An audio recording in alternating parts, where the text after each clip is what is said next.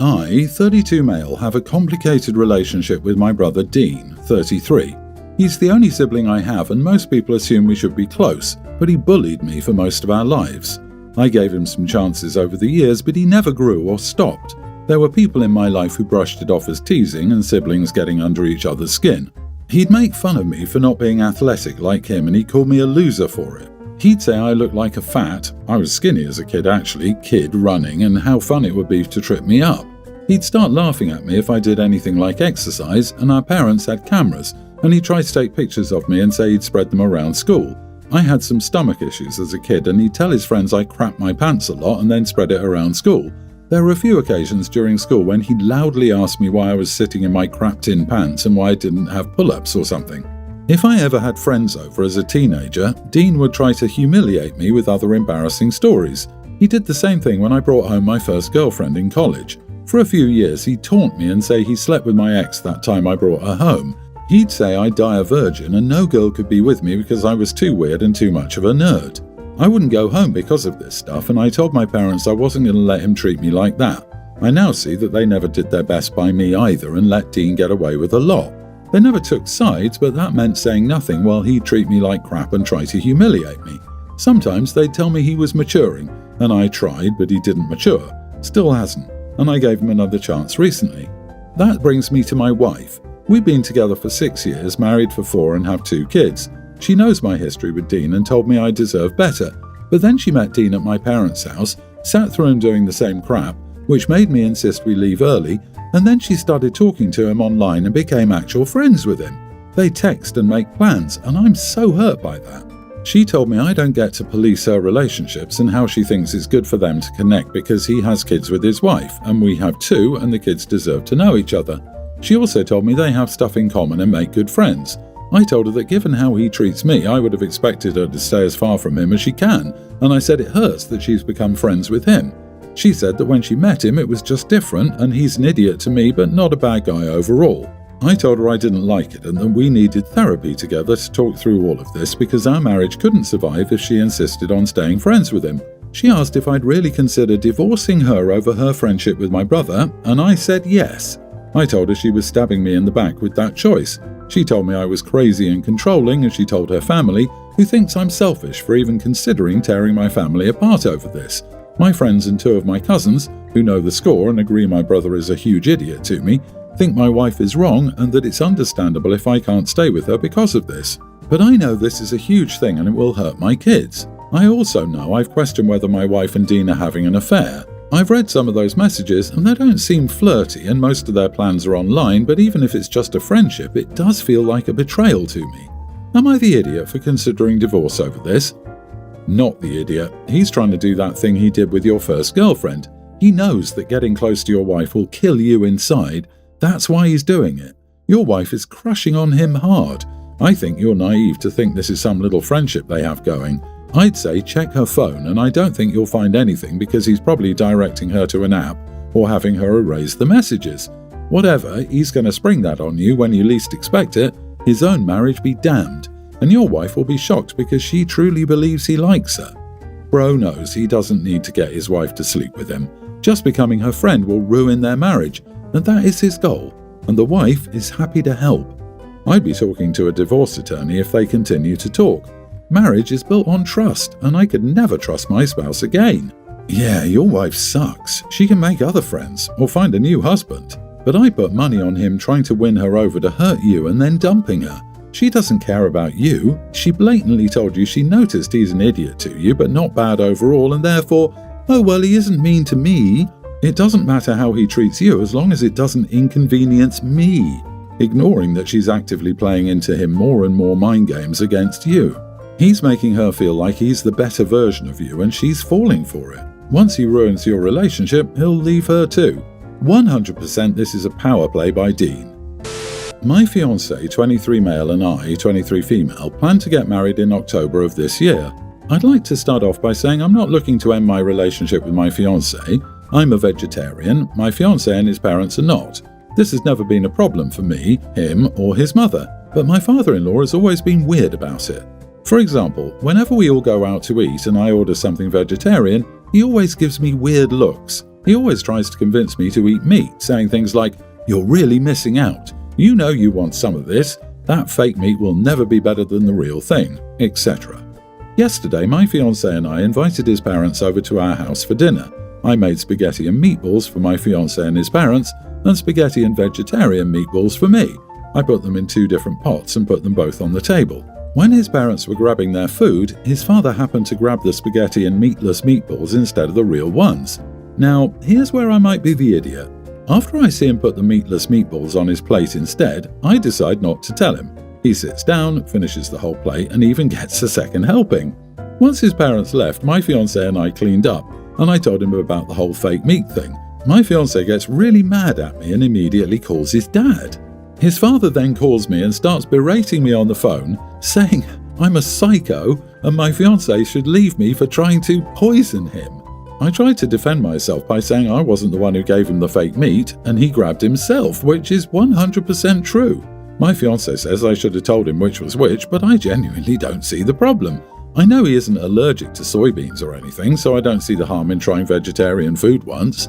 I think I might be the idiot because my fiancé usually defends me when his father and I get into arguments like this, but the fact that he didn't worries me. So, am I the idiot?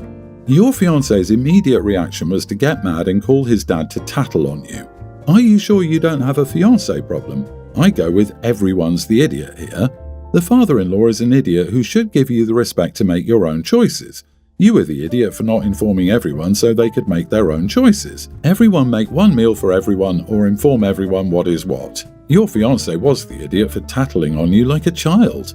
I find it strange that they would go to a vegetarian's home, dine with a vegetarian and not think some of the food was vegetarian. Did they not see her eat the meatballs? Did they assume she was no longer vegetarian but not say anything about it? It's odd for a father-in-law who makes a comment every chance he gets about meat to let that slide. Also, I'd be eyeing the fiancé heavily for his reaction. It's vegetables, y'all. What is their deal with calling it poison? Not the idiot. Did your father-in-law not notice that was the bowl you were eating from? Did your fiancé not put it together? Your mother-in-law. You weren't the only one at the table who could have mentioned it, and why didn't anyone ask what the difference was? Also, I agree with others. Tattling on you and then not defending you as your father-in-law yelled at you are red flags from fiancé. Man, this whole anti-vegetarian thing is so embarrassing. It's solely based on toxic masculinity and men feeling like becoming a vegetarian is unmanly. They seem to forget they eat vegetarian things all the time. Mac and cheese pizza, fries. But all of these manfluencer people try to say that not eating meat means that you aren't manly. How fragile is their masculinity that they accidentally eat something that was good enough to have 3 portions of and act like they've been poisoned? Does he fear that eating vegetarian food will turn him into a girl? OP, this has nothing to do with being vegetarian or not. Your fiancé and his father treat women like crap, and the women in their life allow it. Don't be that woman. You're 23. You're practically an infant. Dump this jabroni and go find a real man, because this guy ain't it. My son is getting married to a Hindu woman. We're a non-religious family, so he's opted to embrace the traditions of his partner and her family. As such, the wedding will be a full-on traditional Hindu wedding. I've been asked to wear the traditional clothing of their tradition. It includes a skirt-type piece that I don't like. I told my son I'm not comfortable wearing it since it's not my culture. Plus, in my country, I want to dress like my countrymen. But it seems there's a hard stop to this since I need to wear it to participate in the religious ceremony. I've told them I'm more comfortable wearing something with trousers. That isn't the tradition. They've accepted that I can wear trousers, but my son is stubborn and wants me to wear traditional clothing. My wife is very excited to be wearing traditional clothing, and so are my daughters. I'm just not keen. Why the idiot for not wanting to wear Hindu clothing to my son's wedding? Edit, I believe I need to wear it because I'll be on the stage participating in the actual ceremony. You are the idiot if you attend the ceremony and don't conform to the dress code. This would be true for any wedding. Dude, get a grip. It's not a freaking skirt, and you're not going to become transgender just for wearing it. You're the groom's father, but you're acting like the sullen teenage younger brother who doesn't want to wear a suit. It's a religious ceremony. You don't have to be part of it if you aren't comfortable with it, but it's incredibly rude to insist on attending and refusing to follow the bride and groom's wishes. I'm pretty sure the reason that your son is insisting is that your future in-laws don't want to be too demanding, so he has to stick up for his bride. Agreed, it's part of the ceremony. If he wanted to attend and observe, he wouldn't be asked to wear the traditional garb, and that he can change clothes for the reception if he wants. This is a completely normal and reasonable ask by the bride and groom. Don't be in the ceremony if you don't want to wear the correct clothing. Agree with everything you said, and just want to add that it's very common to change clothes between the ceremony and reception at Indian or Hindu weddings. So there is the option of wearing Indian clothes for the ceremony and changing into something you're more comfortable in right afterwards. Most Indian weddings have a big break after the ceremony, but even if there isn't, you can change during cocktail hour. That's what me, my SO, and all our parents did at ours. OP sounds like a petulant child. I'm sure over his life he's had to wear plenty of uniforms in order to participate in ceremonies or work, and I doubt many of them were actually comfortable. As a parent, there's little I wouldn't do to see my son happy. Wearing a piece of clothing to show respect and love seems like an easy and trivial thing. My cousin James, 25 male, came to visit me, 25 female, and my husband, 26, last weekend for his birthday. We celebrated James's birthday Friday night, and on Saturday he said he would go have dinner with a few friends of his in town. He specifically told me his plans were to go and have dinner with them and come back to my place afterwards to stay in and watch movies. He left my house at around 4 p.m. He texted me around 7, asking when a respectful time to return would be as he was spending the night at my house. I told him that I know it's his birthday and he's with his friends he doesn't get to see often, and he's an adult, so I'm not going to give him a curfew. I just told him to call me and let me know when he was on his way back so we could avoid him ringing the doorbell and waking up my son. At 2 a.m, when bars typically close, I texted him when he was going to get back. I didn't get a reply. By 3, I figured he was sleeping at his friend's place, so I went to bed. Before going to sleep, I texted him to let him know where the spare key was in case he was still coming back. I then went to bed. At around 4 a.m, I woke up to someone ringing our doorbell. This woke up my son and he was scared and crying. My husband and I woke up irritated. I looked at our camera and James was outside ringing our doorbell. When I opened the door, James was fuming. He was mad that I'd locked him out of the house when I said I would be there to let him in. I asked him why he ignored my text as I told him where the spare keys were, and he said his phone had died and I should have just given him the keys before he left. James was getting very loud, so I told him that he had to calm down and go to sleep or find somewhere else to sleep. James went to our guest room, grabbed his things, and slept in his car. Earlier this week, I was talking to my sister about the situation, and she called me the idiot because I told James that I would wait up for him and that I made an intoxicated person sleep in their car. I feel justified, but James is also still not talking to me. So, am I the idiot? Edit, the reason I didn't give him the spare key right away was honestly I didn't think about it. The original plan was for him to go out to eat with his friends and then come back to watch some movies with us and have a night in. When he texted me to see when a respectful time would be to come back, I figured respectful would have meant like by midnight. But I guess I didn't communicate that with him either. Not the idiot. You were in contact with him, his phone dying isn't your fault, and did he expect you to stay up until the wee hours of the night for him? He's not a child and you're not his mom. He shouldn't have made a commotion because you were annoyed. You asked him to calm down and go to sleep. Very reasonable. His sleeping in his car was his choice. And a lesson for next time someone is staying over, give them the spare key or tell them where it's located ahead of time to avoid the mess of everyone getting woken up at ungodly hours. I agree with this, except for giving out your spare key or even placing it outside. He could find a way to copy, keep it, or come back while you're asleep with some random woman or stranger in your home. Also, James needs to act like a big boy and keep his phone charged. He was intoxicated and loud and still could have come into the house to sleep, as you had offered. He didn't have to sleep in his car. James needs to learn how to be a better guest at someone else's house. And your sister's take is stupid. He should be embarrassed by his behaviour, and he owes you an apology. You were supposed to stay up waiting till 4 a.m? Get out with that. I, 34 male, met my wife, 32, 5 years ago. She was $60,000 in debt from credit cards, personal loans, etc. A while ago, after we got serious, I helped to get a consolidation loan from Consumer Credit Card Relief. I actually paid it all off on her behalf through them. Monthly payments, the whole deal.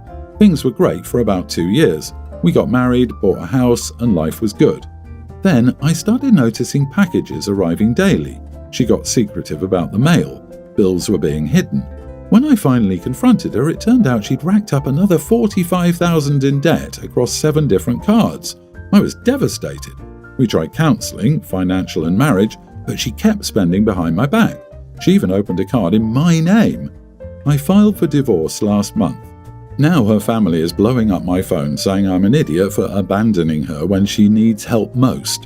Am I the idiot for walking away? I feel like I tried everything and she betrayed my trust repeatedly. Not the idiot, you've been helping her from day one. Unless she helps herself and you decide not to be her ATM, this marriage worsens for you.